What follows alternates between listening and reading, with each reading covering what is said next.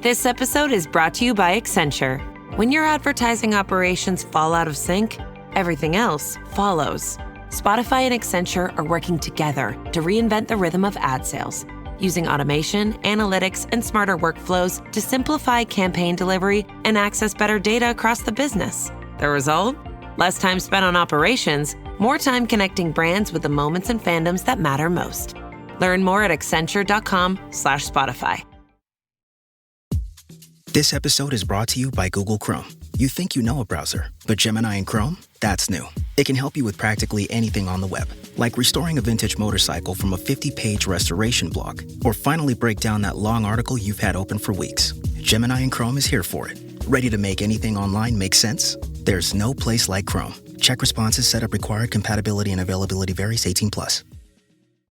Welcome to Your Radiant Spirit, a space for the conversations and colors that help you see yourself more clearly. I'm Heather Eck, an intuitive artist and guide, and I believe your soul speaks in the ways the mind can't always put into words, through color, energy, and the stories your body holds. This show is where we explore those messages. Through personal stories, deep conversations, and creative insight, we'll uncover what's been hidden, release what no longer serves, and begin to imagine what's possible when you live in full alignment with who you're meant to be. What you hear here is more than inspiration, it's an opening, a chance to feel the shift that could change everything. So take a deep breath, open your heart, and let's step into today's conversation. I am so excited to share this episode with you all today. I've been waiting to release this one for a while, and it's so special, and the guests are so special to me. David Roberts and Reverend Patty Furino are two people who on the surface might not seem like an obvious pair, because Dave comes from a background in psychology, addiction counseling, teaching, and the study of grief and bereavement. Dave lost his 18-year-old daughter Jeannine to cancer in 2003, and he began searching for a way to understand grief, meaning, and what it means to continue a relationship with someone after their physical death. And Patty is an interfaith minister who has spent decades exploring spiritual traditions, intuitive practices, and the ways we can find peace and meaning during some of life's most difficult moments. Her work is rooted in meeting people exactly where they are and helping them discover their own path. And their paths crossed in 2010 almost by accident. I'll let you listen to them tell the story because it's so good.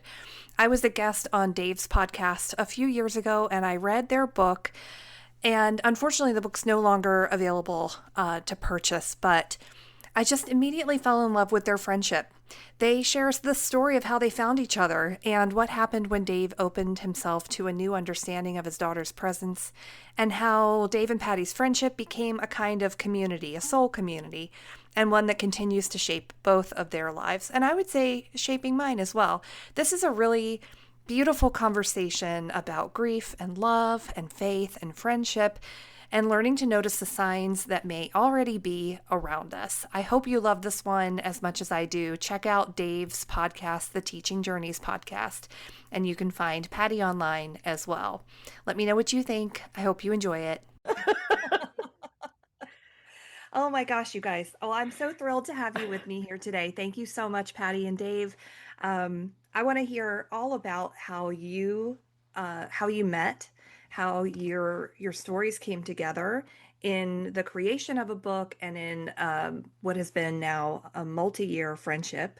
But just I'll do your intro when I edit. But Dave, you come from the science psychology background, and Patty, you come from the spiritual background. So I mean, oil and water, right? You imagine. But so tell us how you met, David. It's a very serendipitous story.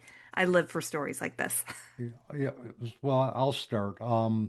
It was 2010, August 25th is when we first met by phone, and I was involved in conference planning for a conference at the Turning Stone Resort and Casino in Oneida, New York. And it was called Beyond Words, Creative Approaches to Addressing Grief, something to that effect. And I'm sitting in my office at work, and I get a call. It was from Reverend Patty Furino. It was August 25th.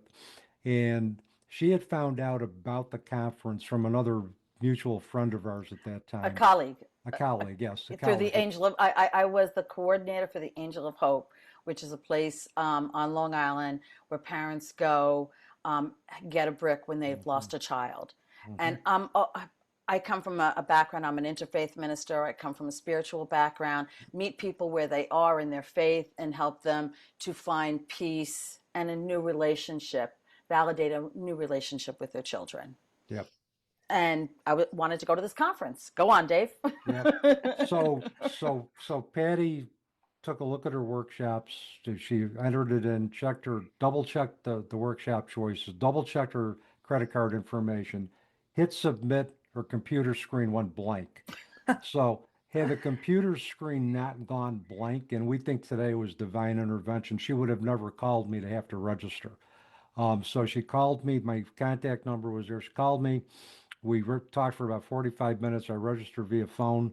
I had asked her with gentle care if she had lost a child, and she said no. But I also told her about my experiences with the, as I've learned to call it now, the transition of my daughter from the physical world to the spiritual world. My 18-year-old daughter, Jeannine, and that's how it kind of. You want me to take it off? You want me to take off from there? Well, let me say one more thing, then you can take it off from there. Before I forget, because I'm a little older, so I tend to forget if I don't say it right away. You know what I mean? So, but during the conversation, she had asked me, "Do you believe in signs?"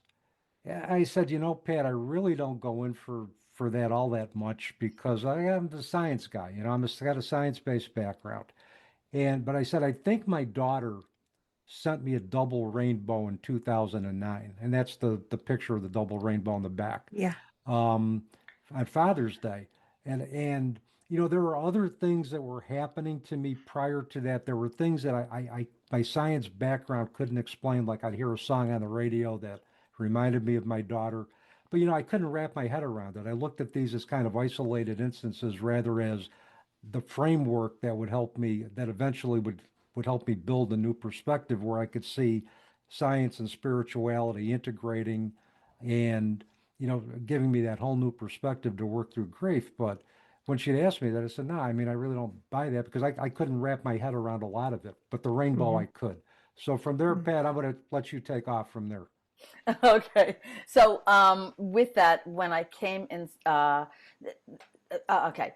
That day was August 25th, and he told me about the rainbows, okay, that the double rainbow, that was his only sign that he'd ever received was on Father's Day, double rainbow, that his wife had pointed out that that's from your daughter. Yeah. An academic and a scientific mind is not going to take that and relate the two together. That was that. September 3rd is my husband and mine's anniversary. And somebody had offered us their cabin, and I say that in quotes, upstate New York, to go and spend. But earlier that day, I had to go into New York City. I have a chronic ear problem. I'd had a disease earlier in my life, and I have to regularly go in. We went into New York City, and he had to do some cauterization of problems in the ear, which, okay. Then we headed upstate on Route 17 to this cabin that was when we got there in 1960s trailer.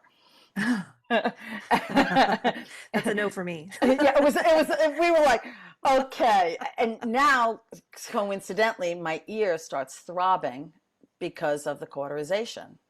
The doctor had sent a prescription to my home address on Long Island for me to fill, but I figured I could tough it out for the weekend.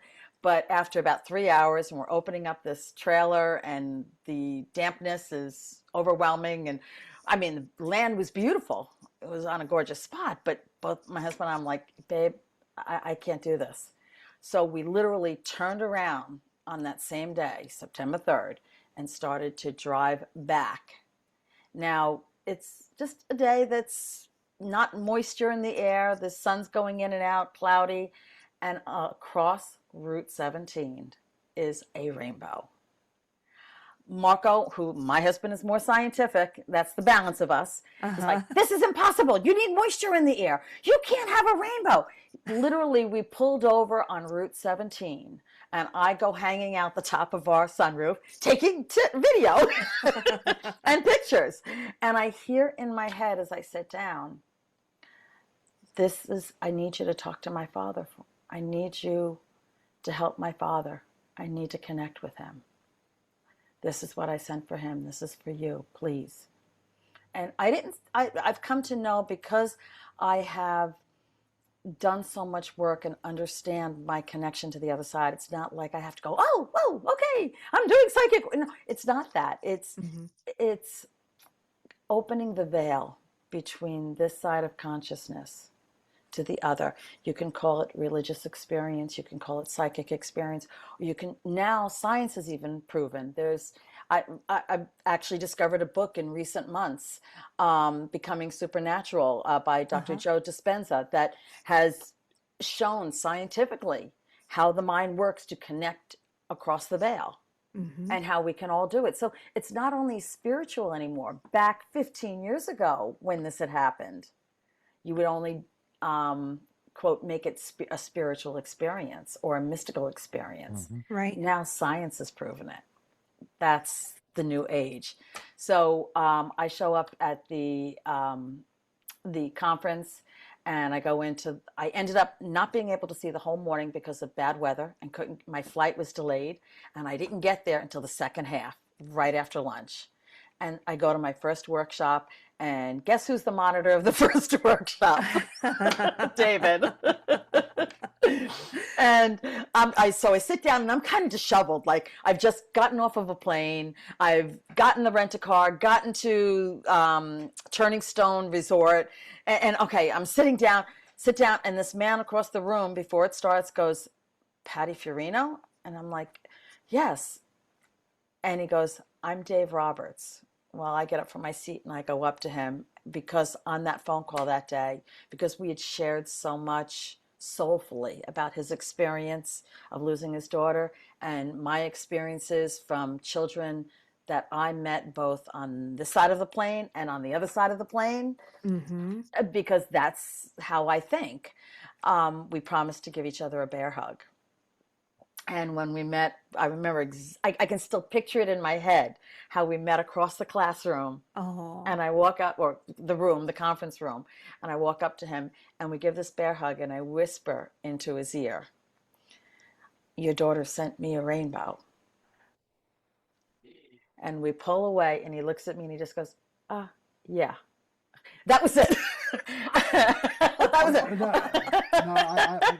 I'm going to speak up at this point. Go for it. I'm going to speak up at this point. And yeah, that was the reaction I had. It's just like, oh, okay, great.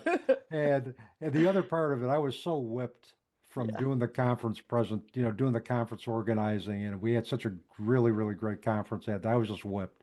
And I didn't appreciate the gravity of what she told me until after we had a chance to talk about it later. But at that point, it was, yeah, great. Another sign, and I'm thinking. But he's also from an academic point of view. It wouldn't logically, and that's what happens when you meet people that don't have that level of faith. It's not like I was insulted or anything. I was like, okay, well, let's see where it goes from here. And ironically, my mother, God rest her soul, was very intuitive, very religious, very spiritual. She liked to do tarot card readings. And, she tried to get me involved in that part of her life, and I just vehemently rejected it. I just vehemently rejected it. But that things change. People evolve, and circumstances dictate that you need to take a look at your current beliefs and see what part of those beliefs don't serve you anymore, which needs to be transformed, which needs to be eliminated. That's eventually what ended up happening for me 7 years after my daughter transitioned. Yeah. Wow. Yeah. So at the end of that conference, when I said goodbye to David, I saw him at the table as I was leaving, and I said, listen, if you ever come to Long Island, please look me up. I like to show you my Long Island, which is the parks, the beaches, and possibly the Angel of Hope, however it would be. I wanted to show him a spiritual side. Go ahead, Dave. This part's up to you now. All right. So here's whatever. We're going to fast forward to the day after the conference. Okay. I'm taking three of the presenters who had a very very spiritual view of death and dying, and belief in an afterlife and the survival of consciousness. We're going up to Old Forge in the Adirondacks to show them, the change of season. It's really pretty up here in the fall. So we're driving, and they're having this intense conversation. And all of a sudden, I look up at the sky and said, I want to be where they are. Okay, so, and I've come to find out that intention is a very powerful form of prayer, particularly if it's done with sincerity and it is done with genuineness. And all I wanted was to be able to have more spiritual knowledge so I could take the next step in my journey after the transition of my daughter. Now, up until that point, I was doing everything that a bereaved parent who was trying to find meaning after loss was doing. I was starting to do a little writing. I was starting to do workshops. I was starting to do presentations. I began involved with the Compassion of Friends. But as I look back on it now, stating that I want to be where they are, my soul was yearning for something that my mind and body didn't have a chance to catch up with yet. But that was my soul speaking. It wasn't anything else. That just came out. And not only did I get additional spiritual knowledge, but I got a whole new perspective in Long Island that changed the way I looked at everything, the way I looked at life, the way I looked at death, and the way I looked at life after death. Wow. I know they say like when the student is ready, the teacher appears, right? And when you express that little willingness, that openness, then I think God says, okay, here we go. Yep. And then in comes Patty. Well, and the funny part about this whole thing is I did call, because there was an event that was occurring with a former colleague of ours called Embrace the Power of Change.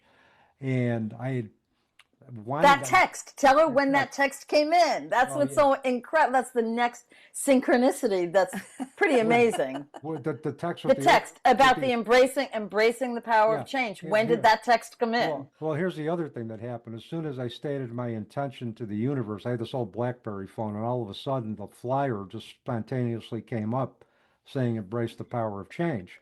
So that was another synchronicity.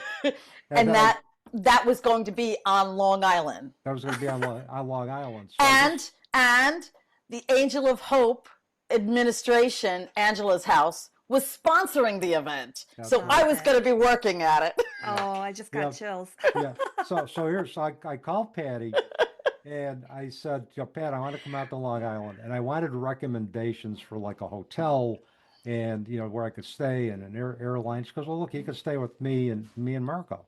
And I'm thinking to myself, well, I'm not sure her husband's really going to be thrilled about having some guy that she's never met before staying. And I asked her probably several hundred times, are you sure he's going to be okay with this? Are you sure he's going to be okay with this? The last thing I wanted to do was interfere in a marriage. And she said, trust me, he's going to be fine. He's going to be fine with it. And I met him, and he's probably one of the more gentle, welcoming, trusting individuals you're ever going to find.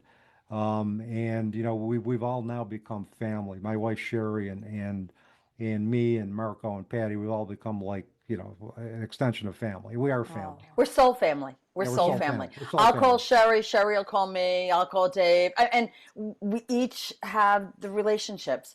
Marco's the one that did the cover for the book and did he uploaded everything.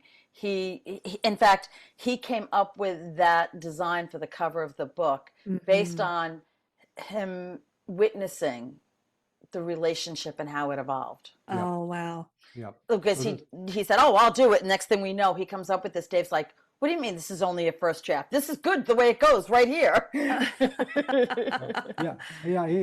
He told me, he goes, Dave, this is kind of like a work in progress. And I'm like, boy, his work in progress are better than a lot of graphic designers' final drafts.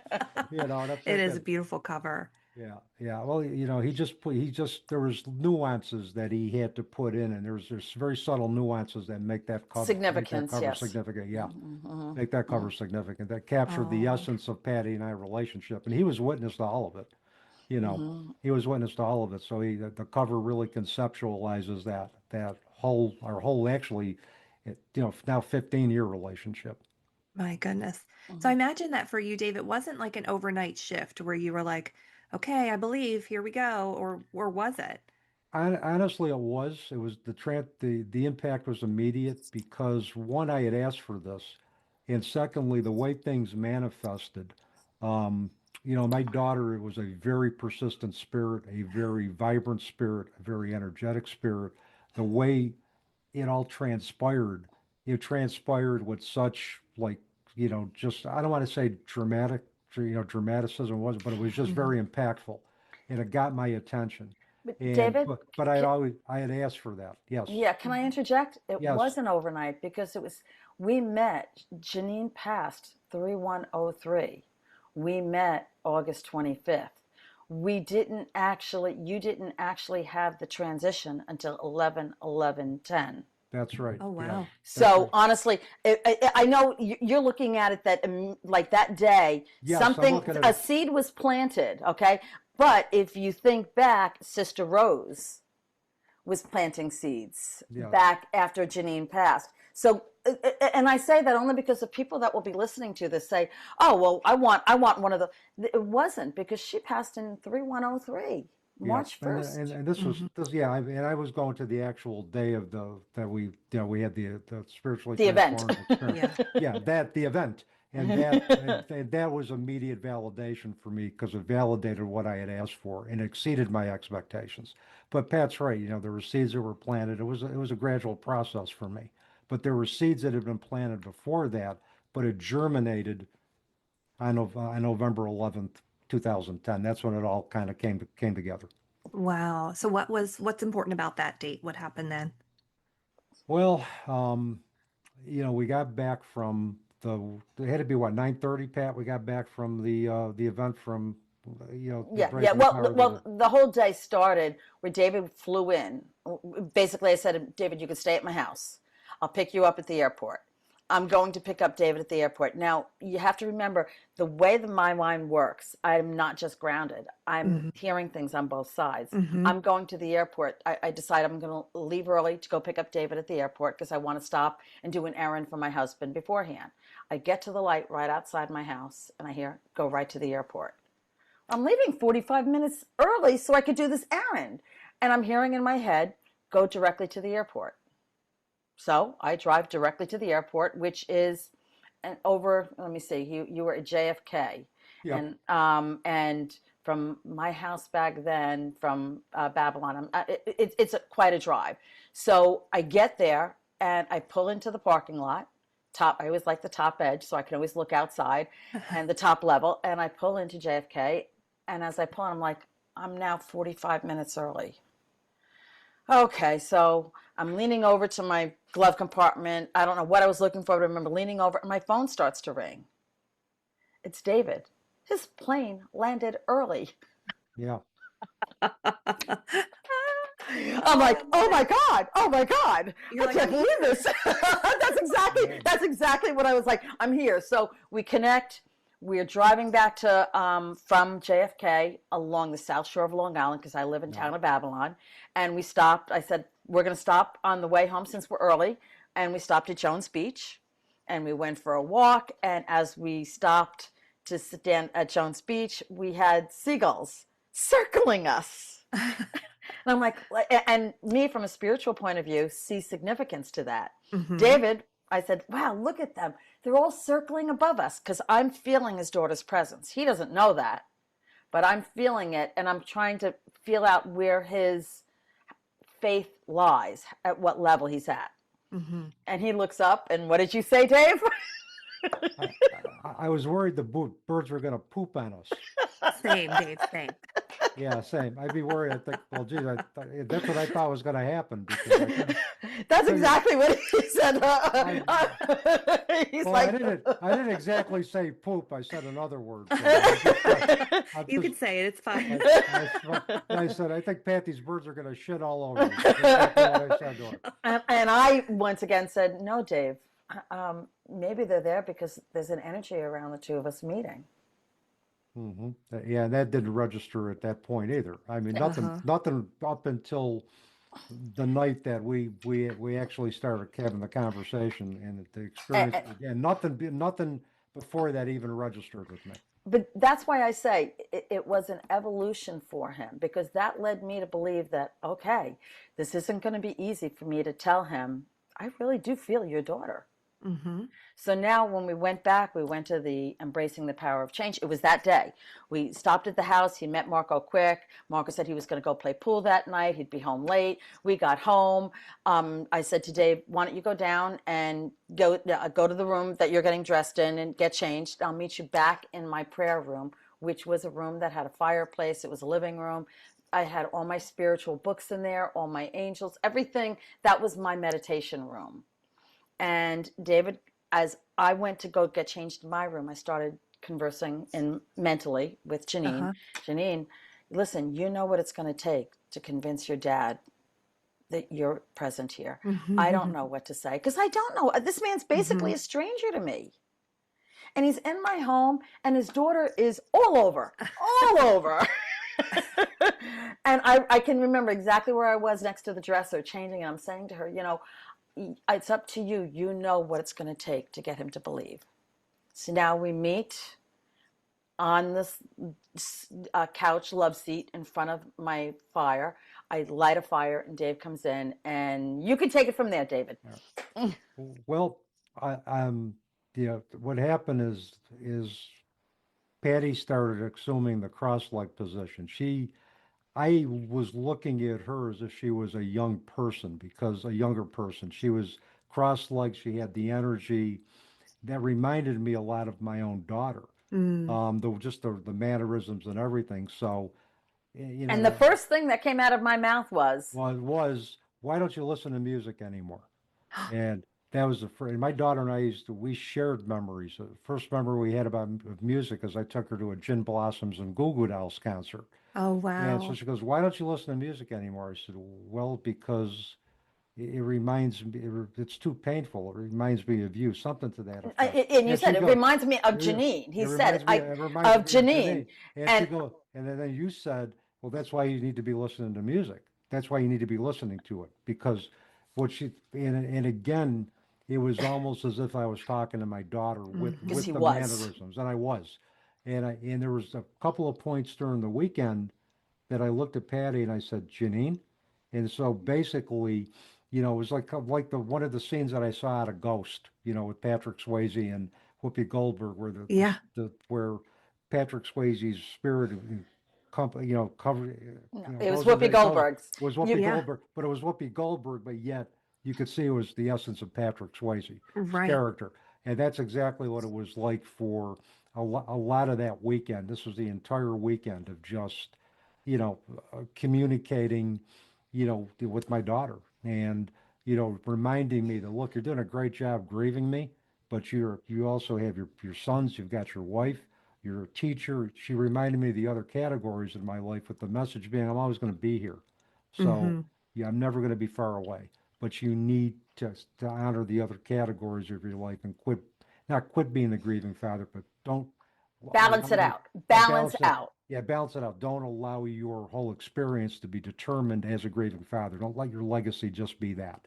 Let it be more. And that's exactly what she was trying to say.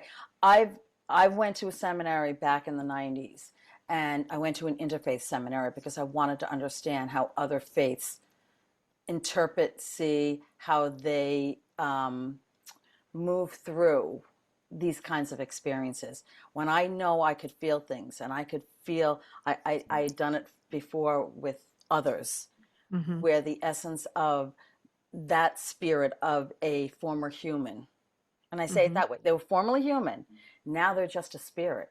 They literally take over the essence. And I actually at one point asked Marco, I need a book on this. I need to understand it. And for my birthday one year, he got me a book.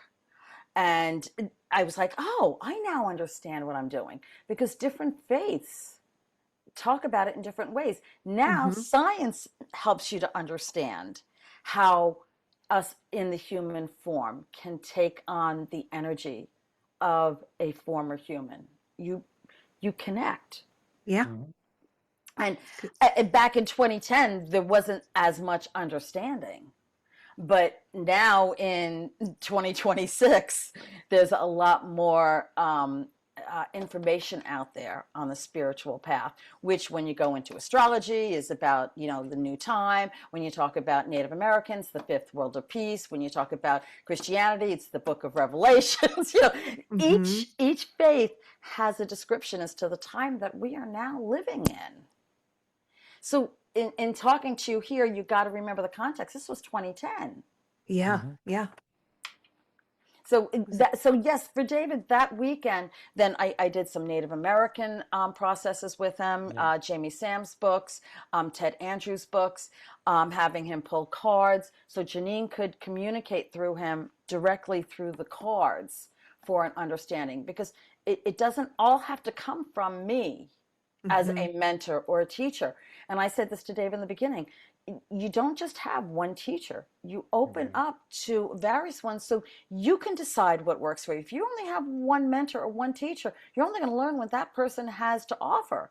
But if you open up and let the universe bring in what you need, you open up to a bigger experience of what humanity and how we are spiritual beings having a human experience. Yeah. Yeah. And, you know, this is where my scientific curiosity kicked in. This is when it became a strength, because Patty and I would be having marathon conversations in the evenings where Marco was either playing pool or at softball going on, and my wife was an evening nurse at a local skilled facility or nursing facility.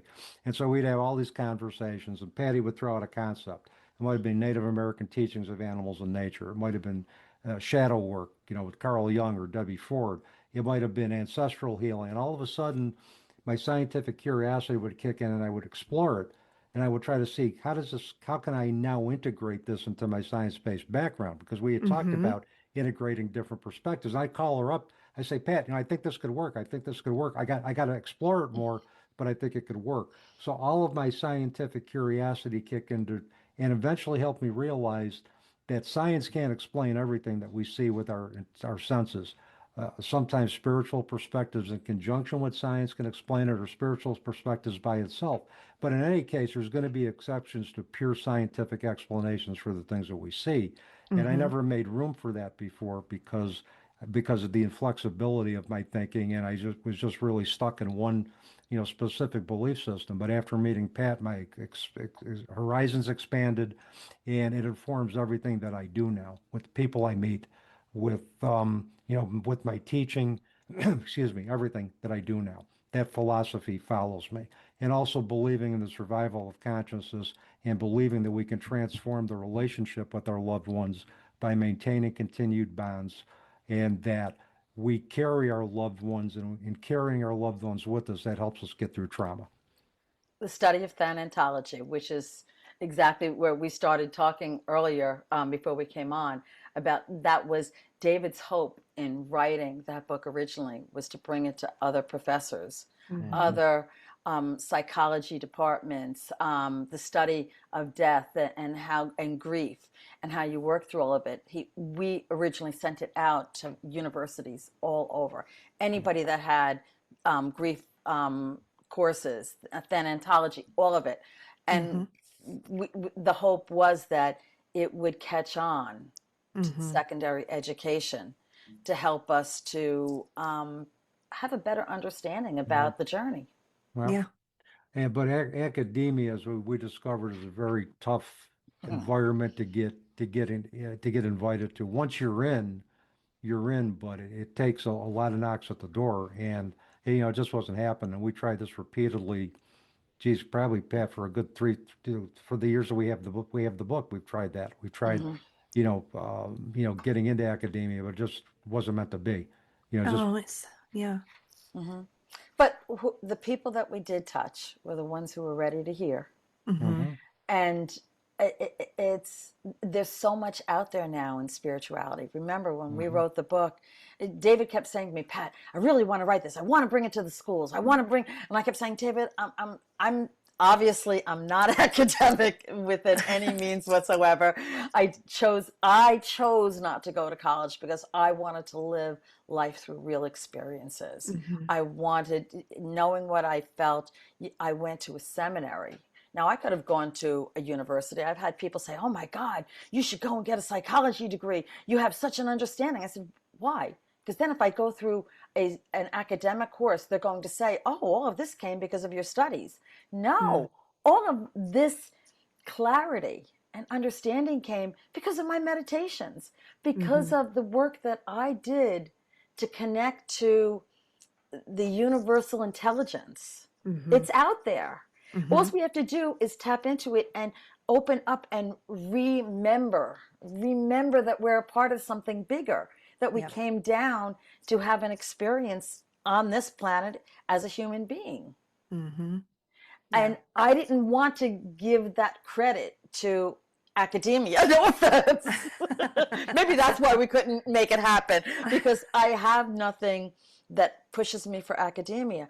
And plus, my intent, when I was first ordained and I was taking it to the next level, I said, so now I have an understanding of this. What am I supposed to do with it? And in my meditations, I started to see scenes of disasters. I started to see, which in hindsight, I can tell you now, I was ordained in 1998. It was before Katrina. Okay. It was before the tsunamis, but I saw them in my visions. I saw what was coming. And living on Long Island, I saw the vulnerability of that island. And that time there was probably 6 million. Now there's 8 to 9 million people on an island that's 118 miles long. And when I met David, I said, no, my ambition is to get them to prepare Long Island to effectively help, first off, the people with functional needs. Secondly, the young and the old. As a human race, we have to protect those that are weaker. And that was always my ambition. And I figured, well, I couldn't get through the politics. There was a block in the political. I'm not politically motivated. And I couldn't get through this one administration. And I now know why, because that administration has their intent for the land where I see they need to prepare better for a lifeline facility. And David is looking at academia. So we came together, and toward the end of the book, you'll actually hear us talk about it. David write about my intent for really preparing Long Island for disaster, the incoming disasters. It's interesting because when Hurricane Irene came up, and I understand you're from New Jersey, back in 2010, Hurricane Irene came up. I was a volunteer with the American Red Cross, and I trained like crazy. No, Irene came up, and I started the American Red Cross September of 2010. In September of 2011, Hurricane Irene came up the coastline. And I had seen it coming, that was going to come that way. I actually told somebody in the EOC when I was training to do their app, it's called E-Team. When I was training, I said to the person, I see a storm coming up. And he's like, oh, yeah. Like David, yeah. And then the next year, so it came up. He goes, what are you, psychic or something? You predicted the entire, no. I was in the EOC front and center as the American Red Cross liaison, that I trained for a year for that position. Then after the storm came through, they suggested that I do CERT. I said, no, the American Red Cross needs me more. 1 year later, October, Superstorm Sandy. And we were there for that. I was in the EOC. Horrible. Yeah, I was in the EOC. I had friends that I had met through deploying with the American Red Cross that were in New Jersey, deployed to New Jersey, that came down from Mississippi. I'm still good friends with her, Miss Marie. She came from Mississippi. I had deployed to her. I made many friendships with people through that.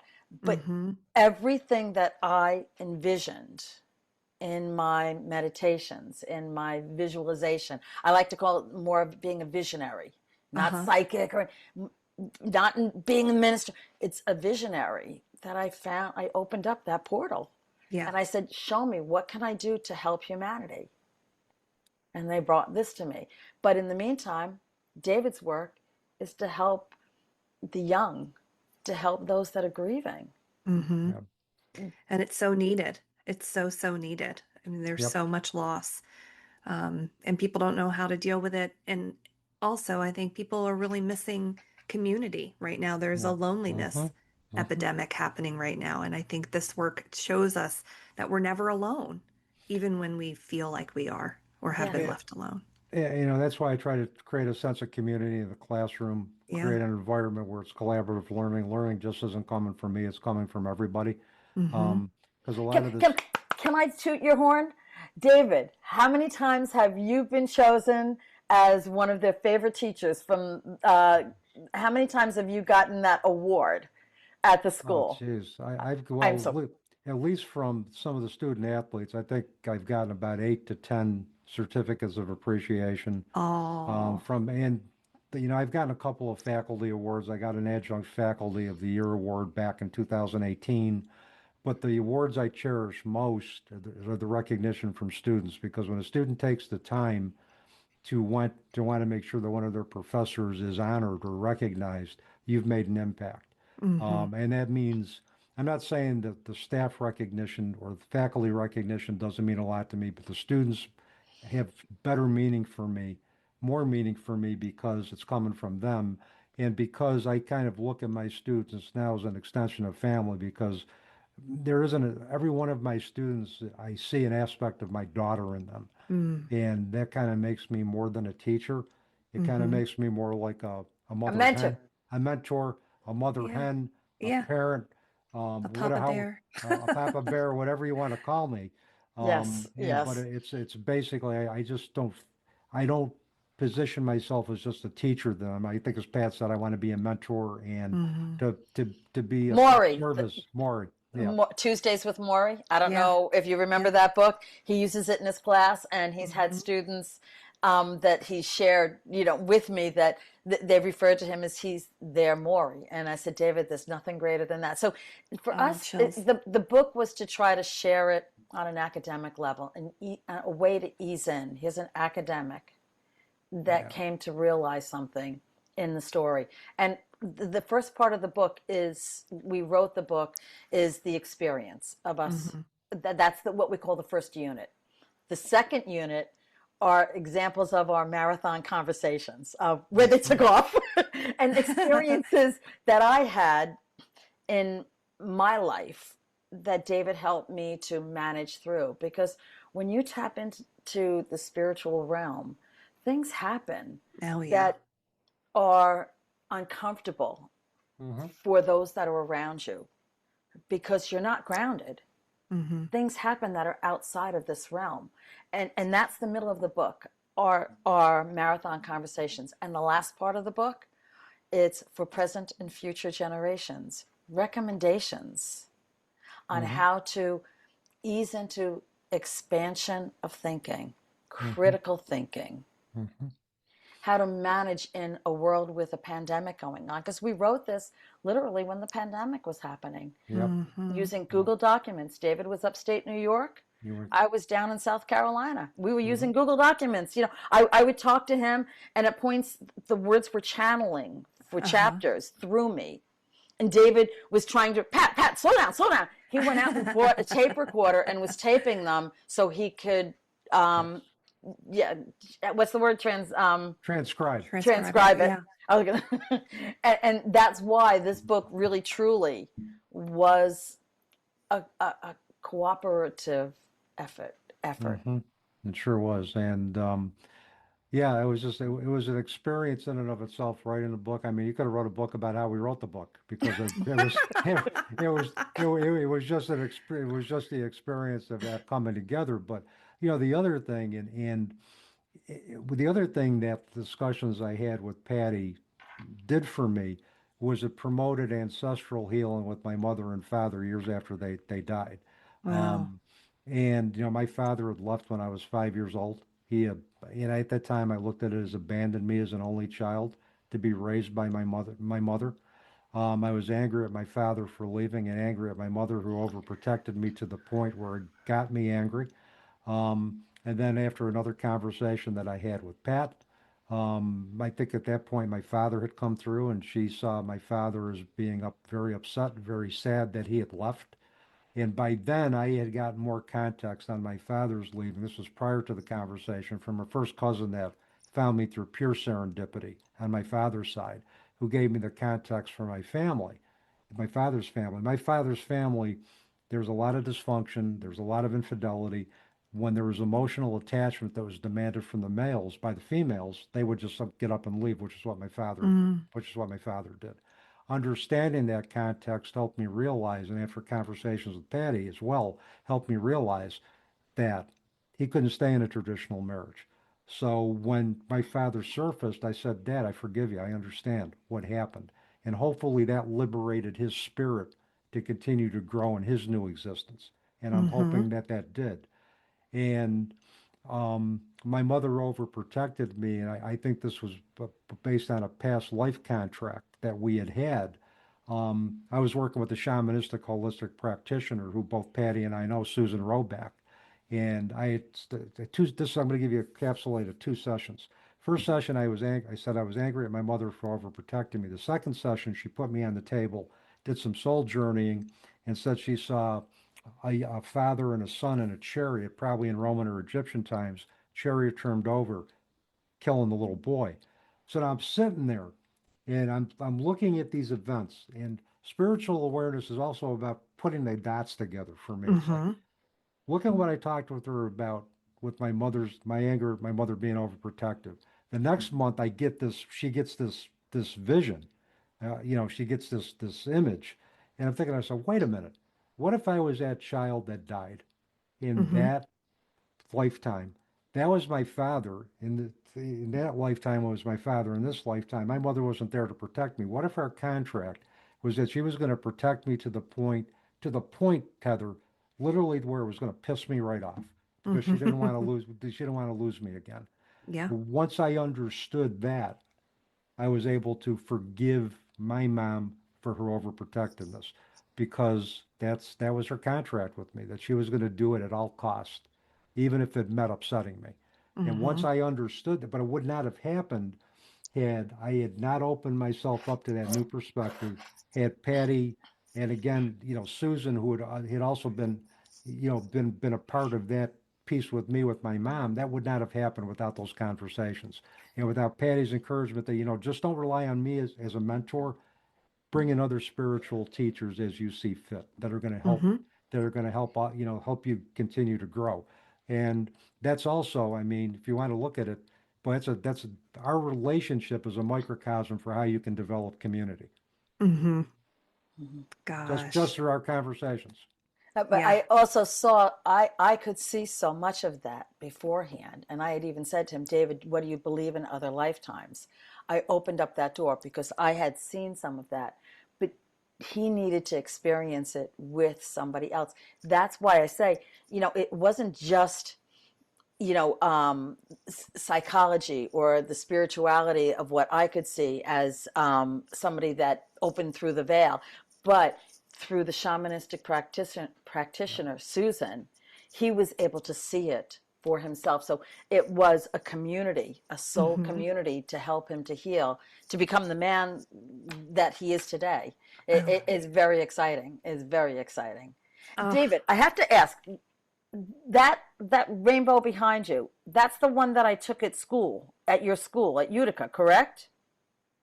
That's the one that I took at your school, right? I think that is correct. This is the one.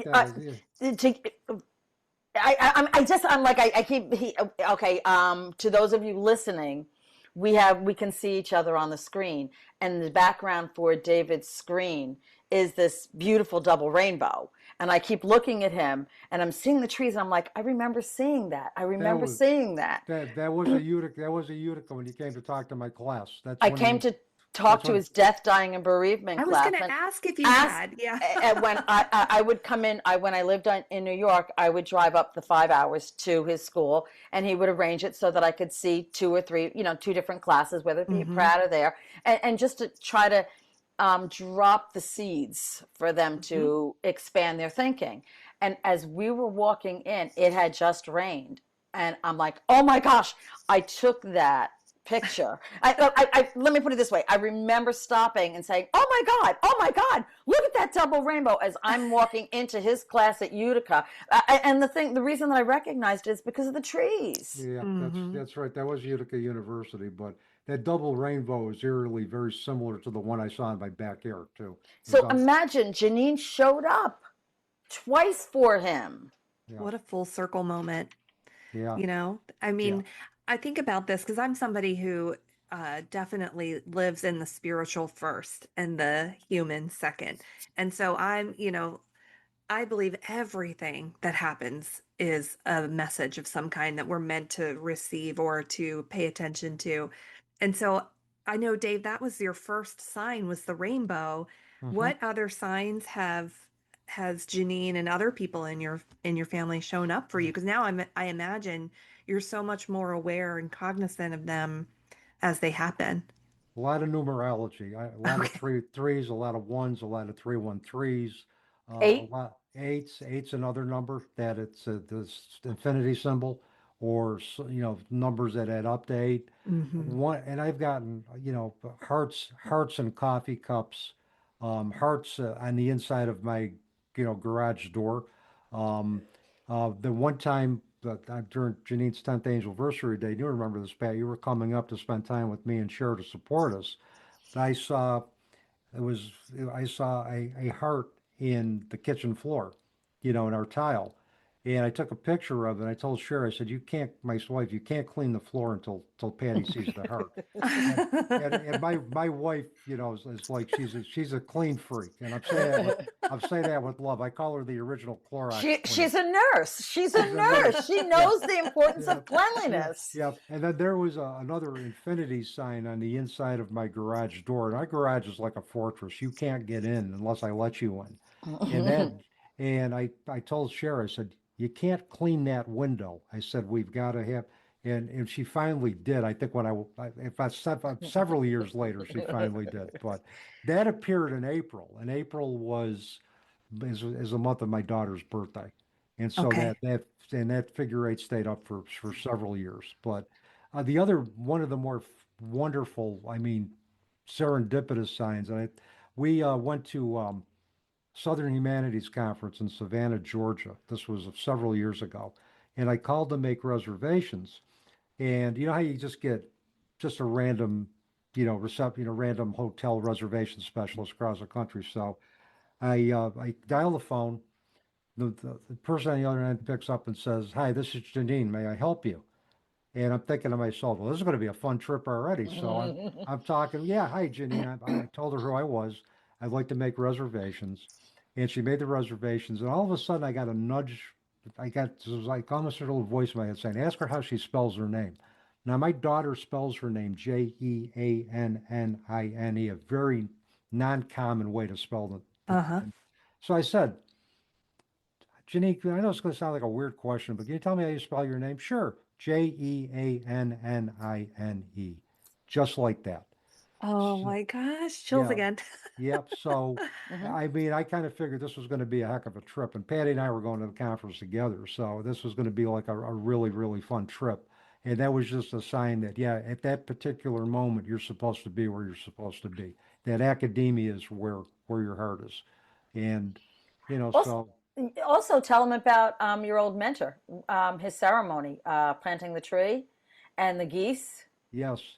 Uh, I've been witness to so much of his life, so since we met, that What a I get blessing. excited for Yeah, right. Yeah, Tom Brown I graduated from Utica University in 1977, so I've kind of come full circle by teaching there. I've been teaching there for 23 years. I was in his first psychology class, and Tom was an academic mentor to me. He was a friend. When I came back to teach in 2003, he was the first one to welcome me there and help me because it was a course that he typically taught, but I was teaching it as well. He gave me all of his resources. He had a gentle at heart. He was a mentor, probably from my perception, one of the original Renaissance guys. He was an author, he was a scholar, he was an academic, he was a thinker. Hmm. And he transitioned, God, I think it was had to be 2000, and it's been several years now. And he always used to count the census. He wrote a blog, and he always used to count the census with geese. So I would read his blog, and he said today's census was 25, and then he would use that to write a blog. So every time when I'd be thinking of Tom, I'd go and I'd see all these geese, three, four, or five, and I'm saying, Tom, here's the census for today. So, and that just when you open yourself up to a multidimensional universe, science can come from everywhere. and Yeah. you're more aware. And it isn't just from my daughter; it's from any. It could be from any of my ancestors now, Hmm. or it could just be from the great universal oneness. It doesn't have to be any one person, you know, Yeah. because I think we all kind of merge into that great universal light, and we become one with the light when we're out of here. So. It's when we start dancing in another dimension, we shed our physical body and go into our next existence. So, I've come to believe all of that. It's informed the way I teach. We talk about the metaphysical aspects of death in my death, dying, and bereavement class. Brian Weiss's work with past Hmm. life regression therapy. Ian Stevenson and Jim Tucker's work with reincarnation studies in children, near-death experiences. We get into all of it in terms of Amazing. those aspects. And I want my students to be prepared for all possible, you know, empirical events, but also spiritual aspects of death that their families and individuals are going to be coming with to them. So it's been quite an adventure, and it continues to be an adventure. I haven't stopped growing, and I won't until the day that it's my time to go dancing, as I call it, into another dimension. Oh, do you allow people to audit your class, Dave? I feel like I would love to take it. Yeah, I've had a couple. I've had one person. I've had a couple people in the past out of my class. Yeah, yeah, It's it's really awesome. yeah. I love your story so much. I feel like I could talk to you guys for another hour, so I'm definitely going to have you back. But I would love to hear if there's like one message that you could leave with the listeners about your journey together. What would it be? You want to go, Pat? You go first. I have to think about this. I don't I know. thought you'd be ready to roll. Give me a second. Take your All right. time. I'm gonna say leave your listeners something that I tell my students. Bruce Grayson wrote a book called After, and Bruce Grayson was an MD psychiatrist. He came from a family of two chemists, which you can't get any more scientific than that. But he was drawn into the world of near-death experiences around the same time that Raymond Moody was drawn into it. And he basically said something that speaks to the crux of critical thinking. And I'm going to paraphrase this. He said, if you encounter a phenomenon that science can't immediately explain, your first obligation as a scientist is to see if there's a scientific explanation for it. However, if there isn't a scientific explanation for it, can you accept the fact that there may be exceptions to scientific explanations for behavior? The message being that can behavior be real without a scientific explanation for that? I'm living proof that it can be. Uh-huh. And I tell my students, don't allow yourself to be constrained by just one form of thinking or school of thought. Use critical thinking to see if there can be exceptions to that, and what use those experiences, use those revelations, or to expand your own perspective. Hmm. And that's what I would leave your audience with today, Heather. I love that. Thank you for that. That's powerful. All right, Miss Patty. Okay, and for me, in answer to your question, in relationship with Dave and I, what we've come, I would say unconditional love. That it's possible, unconditional love, to have that in a friendship. Mm. Um, I have held Dave's hand through life situations that he had to grow on, and he's held my hand through life situations that I've had to grow through, I guess. So I would have to say the one thing that I would say to your listeners is in finding unconditional love and acceptance for another's journey and support them through the growth. Meet them where they are, help them to grow. And it's okay. You don't have to hold on and be next to them every day for the rest of your life. Unconditional love can come when you're holding their hand or when you have to let it go so they go to do what they need to do. But no matter what, when your paths cross again, that love is still always there. It doesn't go away. For 15 years, Yeah. Dave has gone through things that he had to focus on his family or focus on his growth, and I would step back. But then something came and brought us right back in. Yeah. And the Yeah. same for me. Hmm. Unconditional love. And if we can find unconditional love amongst each other in this world. And it doesn't have to just be your birth family or your husband. I mean, I know of people that have gone through divorces, things like that. That unconditional love is how you say it's okay to go. Yeah. Yep. Yep. So powerful. Thank you guys so much for spending time with me today. I've loved this conversation. I have so many more questions that I want to dig into with you both. So I think I'll definitely have to have you back again. Thank you. But We'd be thank you honored. so much. We'd be honored. Yes, likewise. Thank you. Thank you. Thank you for joining me today on Your Radiant Spirit. Every conversation here is an invitation to go beyond the surface, to listen to what your soul has been whispering, and to step into the life you've been longing for. If you're ready to go deeper, to work in a way that's personal, creative, and profoundly transformative, you'll find ways to connect with me in the show notes. Whether it's through art, a guided session, or a fully immersive journey, you'll discover a space where your truth is seen and your next chapter begins.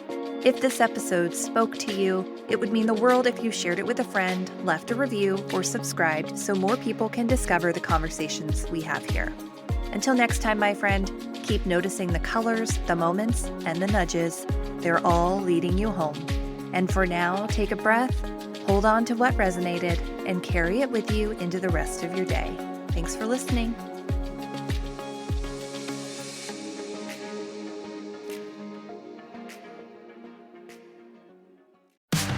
Class is now in session, and the UPS Store is here to help you ace arriving on campus. Our certified packing experts can pack everything you need, from desktops to decor. Plus, when you pack and ship with us, you get our exclusive pack and ship guarantee. Your items arrive safe or your money back. Restrictions and limitations apply. To get a 20% off packing coupon and for full details, visit theupsstore.com/packing. This podcast is heard along the Marketing Podcast Network. For more great marketing podcasts, visit marketingpodcasts.net.